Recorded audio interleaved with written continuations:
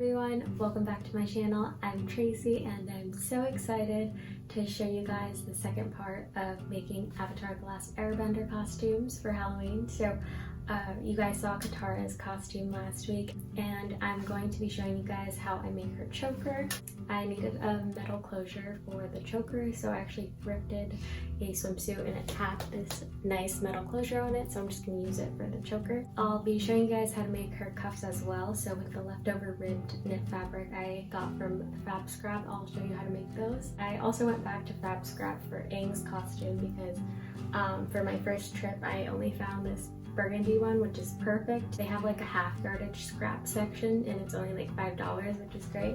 So I picked up this Burgandy one and I went back because they didn't have the yellow when I was there last time, but then I went back and they had this perfect shade of like pastel yellow. It was perfect for Aang's costume because I'm trying to do like the yellow, and I think I'm gonna do like the burgundy over it and then have an orange belt. They didn't have any shade of orange that was right for the costume. I ended up going to like a lot of thrift stores to find like the perfect shade of orange, so I picked up this t-shirt, like long t-shirt dress, and I'm just gonna cut it and make it into that belt for Aang's costume.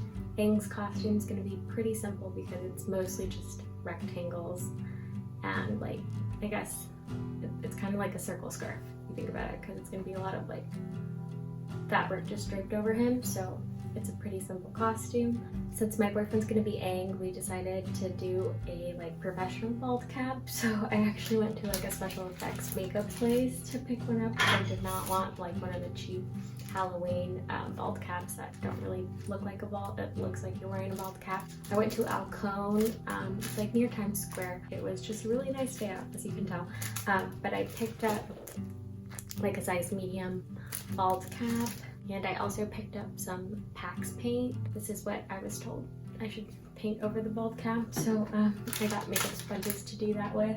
I found the perfect shade of like the pale blue color, so it's gonna be perfect for the arrow on his forehead, and it's an exact color match to Katara's costume, so I'm very excited to paint that arrow. And I think I'm gonna paint the arrows on his like arms too. I picked up Prozade. This is just like the glue to stick the bald cap down with. I'm just very excited to do this. I've never done special effects makeup, so I hope it comes out good. I guess you guys will see later. I also went thrifting for some boots for Katara's costume, and I found these perfect brown ones because she's usually in like a brown boot. I'm thinking of getting navy thigh highs because I think it'll look really cute under the skirt with like the large slit, so I'm really excited to wear these for the costume. The Thrifty Hog is amazing. All of the proceeds go to homeless women and children in New York, so I was very happy to contribute something to that cause. If you haven't been there, I recommend checking out that thrift store. They had some amazing pieces. I hope you guys enjoy this tutorial, and please don't forget to like, comment, and subscribe. Thank you. I'm making sure I have perfect 45-degree angles, so I'm just slashing and tearing the edges so they're perfectly straight.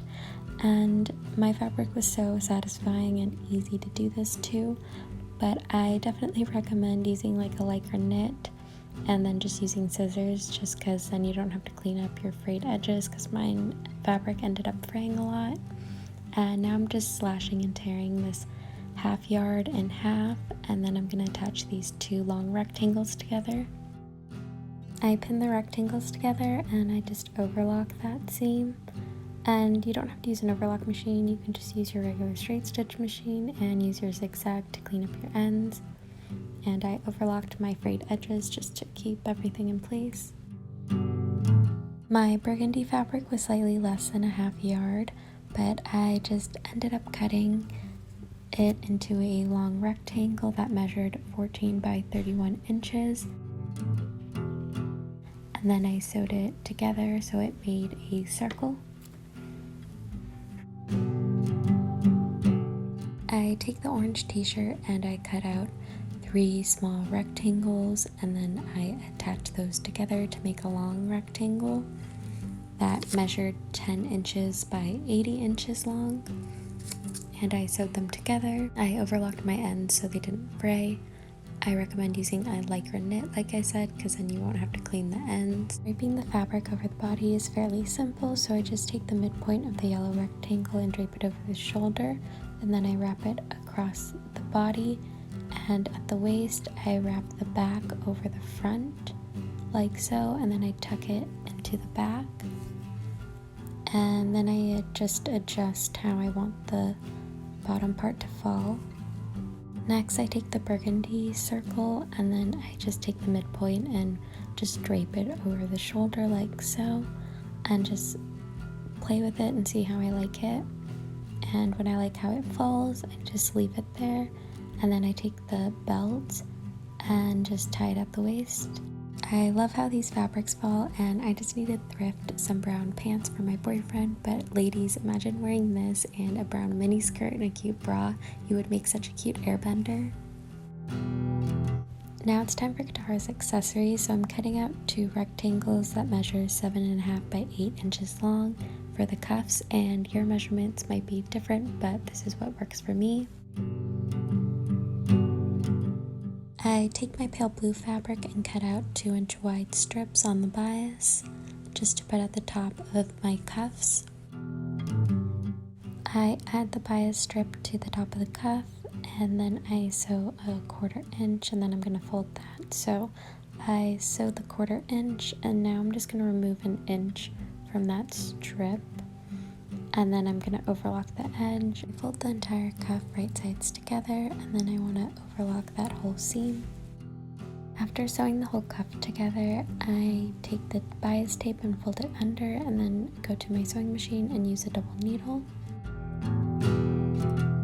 So now I'm making the choker, and I measure 12 inches for the elastic, and then I sew it onto my metal closure. Oh, I accidentally cut my measuring tape, that's why I'm measuring from 10. And I take the other necklace and I just cut off that closure, and then I remove a portion of the beads. I add 1 small bead back just so it acts as a stop bead when I feed the metal string back through. With the leftover metal, I just kind of bend it and just feed it through the bigger beads, so it's like a cute detail instead of just cutting it off. I take my jump ring and just open it up with my pliers, and then just slip it through the top loop with the bead. And then I take it and attach it to the closure on the choker, and I just repeat it to the other side and close the jump ring with my pliers. I can't wait to put this on, so now it's time to get into characters. I'm just applying my boyfriend's bald cap, so I'm just slicking his hair back. He was actually willing to shave his head for this, but I love his hair, so I decided to just do the bald cap. This bald cap was so much work, but this part was so satisfying, using the acetone and dissolving the latex so it like blended in with his skin. I painted the arrows on his body, and it was kind of funny being on the subway with like painted arrows, and he was like wearing normal clothing and a bald head. We rented a car and left the city, which was so nice, and we went pumpkin picking and apple picking at Alstead Farms. It was so beautiful, and I made matching masks, and the kids were super excited to just see Avatar Aang. This is probably my favorite Halloween costume I've ever made, and I'm just so happy with the final photos.